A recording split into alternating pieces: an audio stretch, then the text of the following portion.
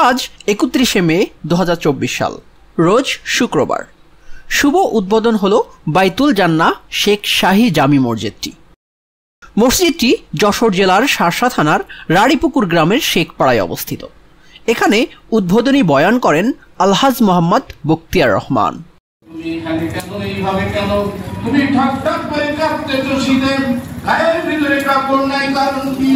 আমার সে আব্দুল্লাহ তো ধনী লোকের ছেলে, কিন্তু তোমার কেমন অবস্থা বলো কেন? বলে হুজুর, ঈমান আনার কারণে আমার আব্দুল্লাহ যখন উলঙ্গ অবস্থায় ফিরেছেন, তখন মা ঘরের ভিতর থেকে বলে, মা আমার একটা কিছু দাও না, আমি তো লজ্জা বোধ করতেছি। মা একটা কাপড় দান করে মুসলিমিন হযরত ওমর রাদিয়াল্লাহু তাআলা আনহুর কাছে চলে গেছে। কথাটা ওমর রাদিয়াল্লাহু তাআলা বলে, আর কেউ বাধা দেয় না। আব্দুল্লাহ জিকির আজকার করতে থাকে। কিছুদিন পরে হুজুর আকরাম সাল্লাল্লাহু আলাইহি সাল্লাম যুদ্ধের আয়োজন করেছে, যুদ্ধের ময়দানে যাবে। আব্দুল্লাহ বলছে, হুজুর আমি আপনার সঙ্গে যাব। সাহাবীরা কেউ আব্দুল্লাহকে নিতে চায় না, কারণ 17 বছরের যুবক ওই আব্দুল্লাহকে নিতে চায় না। উদ্বোধনী অনুষ্ঠানে উপস্থিত ছিলেন অত্র মসজিদের সভাপতি শেখ ইমাদুল হক, সেক্রেটারি মোহাম্মদ জাকির হোসেন মন্টু সহ মসজিদ কমিটির অন্যান্য সদস্যবৃন্দ এবং স্থানীয় উল্লেখযোগ্য ব্যক্তিবর্গ। জুম্মার নামাজে ইমামতির দায়িত্ব পালন করেন মাওলানা আব্দুস সালাম যশোরী। প্রথম জুমাতে মসজিদ উদ্বোধনের জন্য জুমার নামাজে উপস্থিত হওয়া, এটাও একটা সৌভাগ্যের ব্যাপার।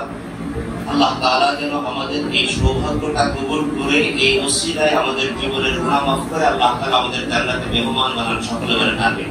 আমিন।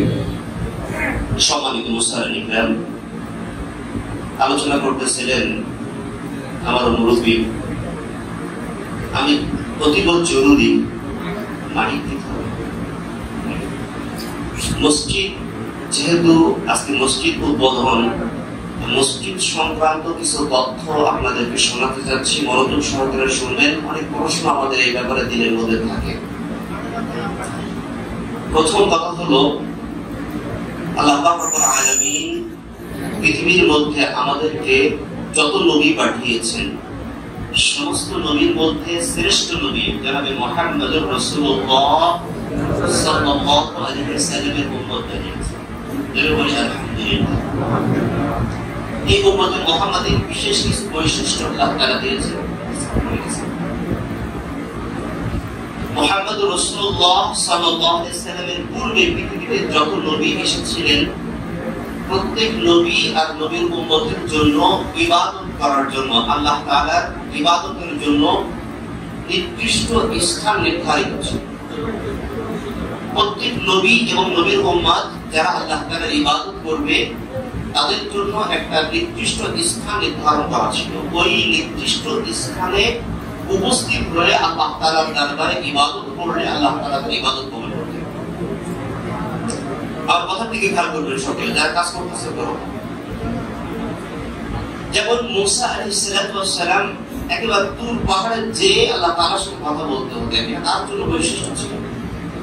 কিন্তু আল্লাহ পাক রব্বুল আলামিন যখন নবী মুহাম্মদুর রাসূলুল্লাহ সাল্লাল্লাহু আলাইহি ওয়াসাল্লামকে পৃথিবীতে পাঠাইলেন, আল্লাহ পাকের পক্ষ থেকে মুহাম্মদুর রাসূলুল্লাহ সাল্লাল্লাহু আলাইহি ওয়াসাল্লামের জন্য ঘোষণা হলো, তোমার উম্মতের জন্য ইবাদতের নির্দিষ্ট কোনো স্থানের প্রয়োজন নাই।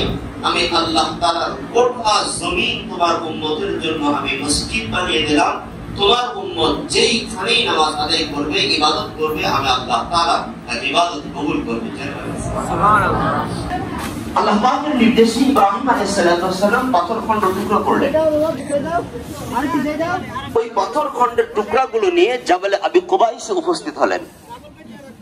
পাহাড়ের উপরে উঠে আল্লাহ তাআলার পক্ষ থেকে ইব্রাহিমের কাছে ওয়াদ্দিন ফিন নাসি বিল হজ, ও ইব্রাহিম, তুমি পৃথিবীর মানুষের কাছে আমার ঘর জিয়ারতের, হজের দাওয়াত পৌঁছে দাও।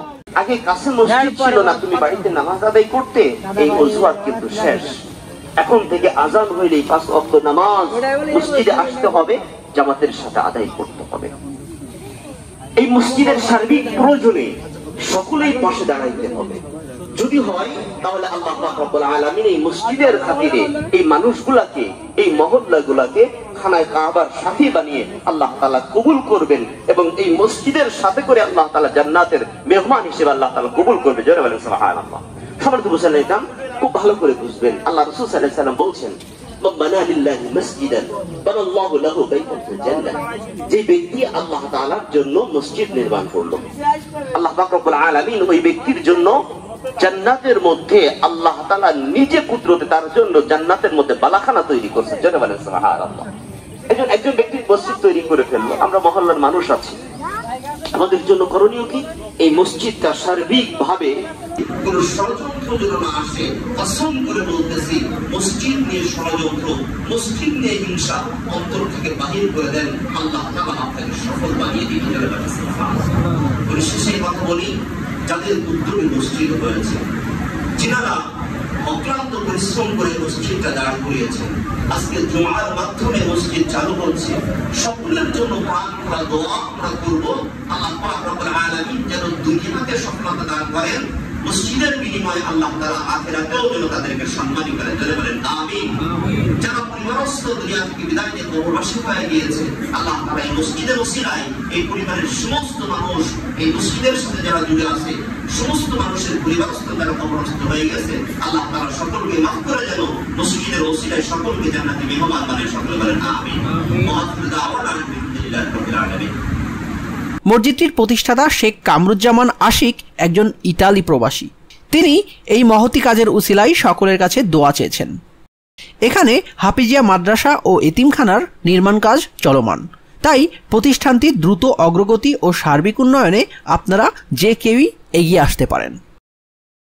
বাইতুল জান্নাহ শেখ শাহী জামে মসজিদ, মাদ্রাসা এবং এতিমখানার জন্য অনুদান পাঠাতে যোগাযোগ করুন নিচের নাম্বারগুলোতে।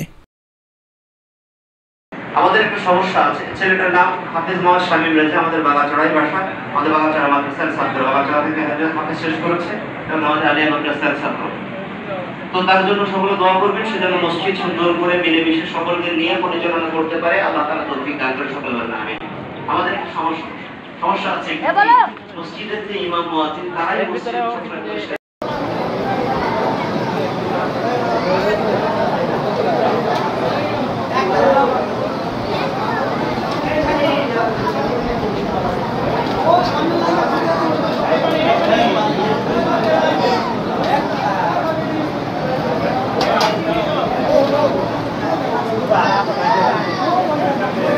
Vai, vai, vai.